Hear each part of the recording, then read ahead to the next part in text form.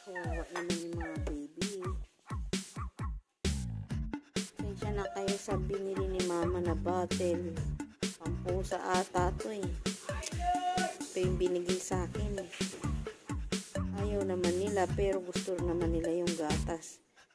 Itong dede na to ayaw, pampusa lang siguro to. In-order ako sa shopping yung parang dede ng nanay na silikon na. Kasi hindi ko alam kailang pandating. Itong na sila eh, dinadana lang nila sa tulong ko.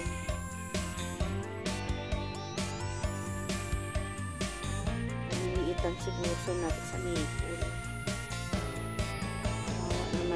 Who's a good dog? Ang naku, nasa betang mama nyo, nakakumpay. Ano, gumaling na si mama nyo, dami-dami nyo pa naman. Tataba nyo pa naman. Ubus na yung lakas ng mama nyo. Bisitahin ko ng mama nyo. Hello guys. Dito ako ngayon sa vet kung saan na-confine yung aso ko dahil talagang kailangan ng i-confine. So may oras yung dalaw dito, no? Tatawagin na lang ako nung nag-aalaga sa kanya kapag pwede ko na siyang dalawin. So bukas pwede ko na siyang makuha. Okay naman daw siya, medyo sumigla na, kaya thanks God, nagpapasalamat ako kasi magaling na siya. Dito namin siya dinala sa Kamarin Pet 911. Pet 911. Mukhang maganda naman itong napuntahan ng anak ko. 24 hours sila. Ito lang kasi yung nakita nilang bukas na pet. So kung sakaling meron kayong mga aso na kailangan pa check up, need ng emergency, dito lang kayo pumunta sa Pet 911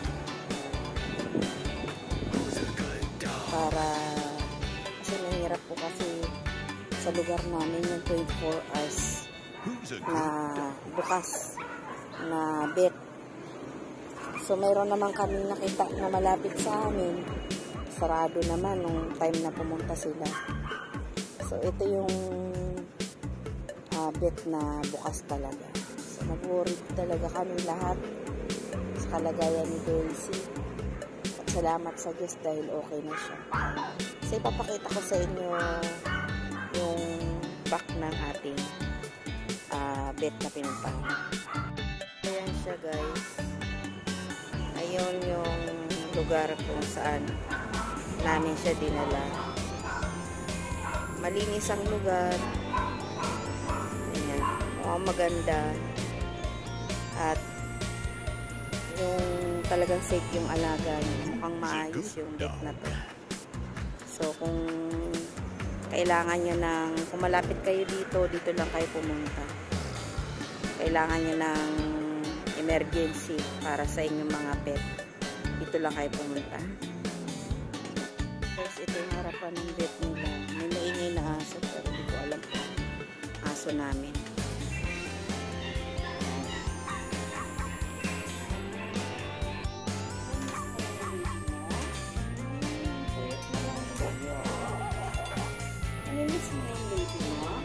Who's a good dog?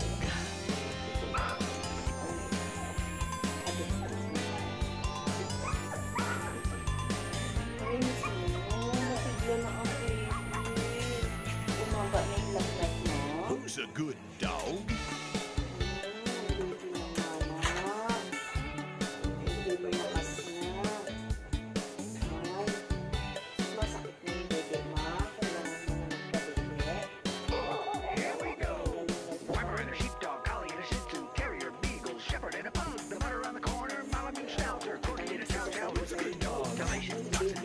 Greyhound, Poodle, and a Yorkie.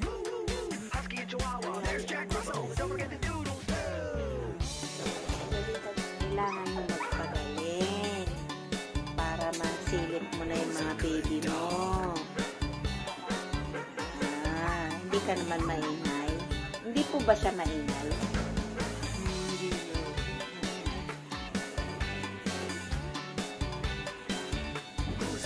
Kailangan mo magpagaling para hindi ka naman kita eh. Para magpadede na. May gatas pa ba yan, baby? Nako, nauubos na ata yung gatas ha. Kailangan na ng vitamins talaga. Paresetahan kita ng vitamins, baby. Guys, uwi na kami. Nadalaw na namin si Daisy. Malakas na siya. Malakas na yung aking baby. Update ko kayo tomorrow. Bye-bye.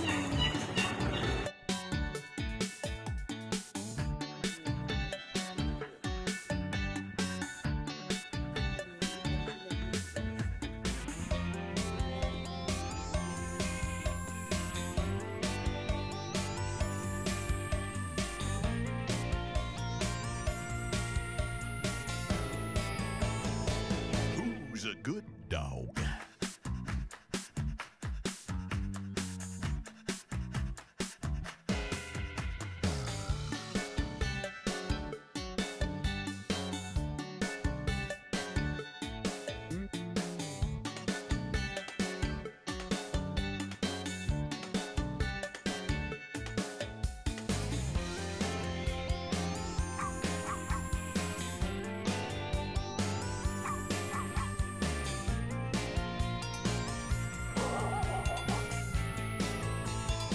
Who's a good dog?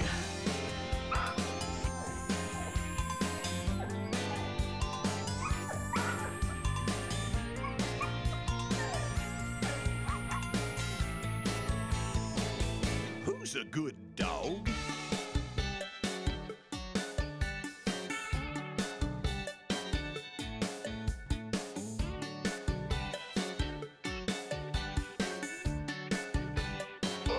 Here we go.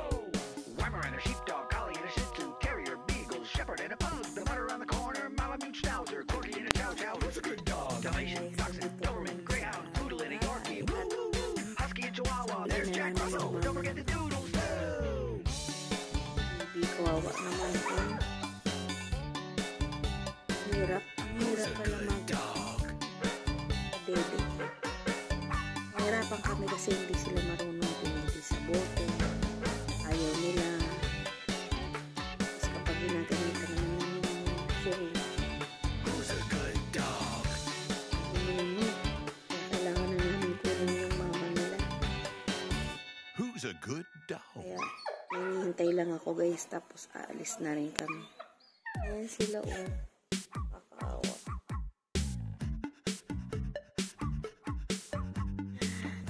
Dahil sa sobrang likot nila, dahil pinadede ko, ayan, nababasa tuloy sila ng gatas nila. Mamaya pag uwi ko, lilinisin ko sila isa-isa. Punasan ko tapos tutuyuin. So, kailangan lang muna namin sunduin ng mama niya kasi kailangan na namin kunin kasi pag di namin kinuha, another 1.5 lang naman ang babayaran namin. Hirap kaya saan ko. Kinaram sa mga kuha ng pambayad sa pabok. Pero ano na naman, hadila. Pero Who's a good dog? padala naman yung asawa ko pang ano, yung puro pambayad na lang sa mga nahirap ko. So, ayan, malapit na rin yung hinihintay ko. Pupunta na kami dun sa kamarin para sunduin yung aming aso. Ayan guys, nandito na ako para sunduin natin si Daisy. Wait lang daw natin. Ito, kami sa labas ng bed. So, ayan, may naririnig po kayong aso.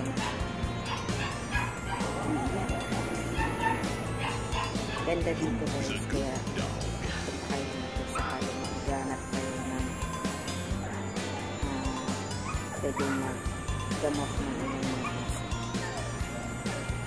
Wait ko lang tawag sa update. Who's a good Dito na po dog? kami sa bahay. Nauwi na namin si Daisy. Talagang gustong-gusto niya nang umuwi. So, napakadumi niya guys kasi pinainom ko siya ng pure malunggay para magkagata siya at kung ano man yung ano sa tiyan niya, kasi antibiotic din yan, mailabas. So yan siya guys, lumakas na ang alaga namin, marami siyang gamot. So, talagang nakakaawa po talaga siya kasi nung nakita niya ako, umiiyak, gustong gusto niya lang umuwi, siguro dahil miss na miss niya na yung mga anak niya.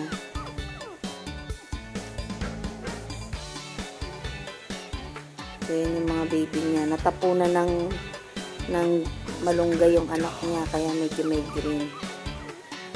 So yan guys, mamaya kukuha ako ng malinis na towel, pupunasan ko sila para kasi talagang ano, medyo nabasa-basa na sila dahil ang hirap kasi magpadede, ang hirap magpainom sa kanila ng gatas, tumatapon dahil hindi sila marunong. Umiiyak sila, hindi ko alam bakit. Ayan. So, update ko po kayo kay Doisy. Ito po yung mga gamot niya, pakita ko po sa inyo. Yung isa sa mga gamot niya, yun, yung ihahalo sa kanyang inumin. Ito nga po yun, yung sa tubig niya, ayan. Humingi rin ako para lumakas siya kumain. Ayan, once a day. Mamayang mga gabi. Tapos, mayroon din ng mga tanghali. Ayan, iinumin niya. Ito naman din sa umaga at sa gabi. Ayan. Ang dami niya talaga. Iinumin ngayon. Dito pala yung hinahanap. So, yan guys, update ko kayo. Tapos, pinagluto ko si Doisy ng nilagang manok na may mga gulay, may malunggay, at saka kalabasa, carrots, atay, at saka may manok na breast ng manok. Ayan. Pinakuluan lang po natin siya. So, magpapalamig tayo para kainin niya. Tapos, yung kanyang pinakasabaw niya, papainom natin yan sa kanya para lumakas siya. Guys, iiwan ko na sila. Balik na ako sa work.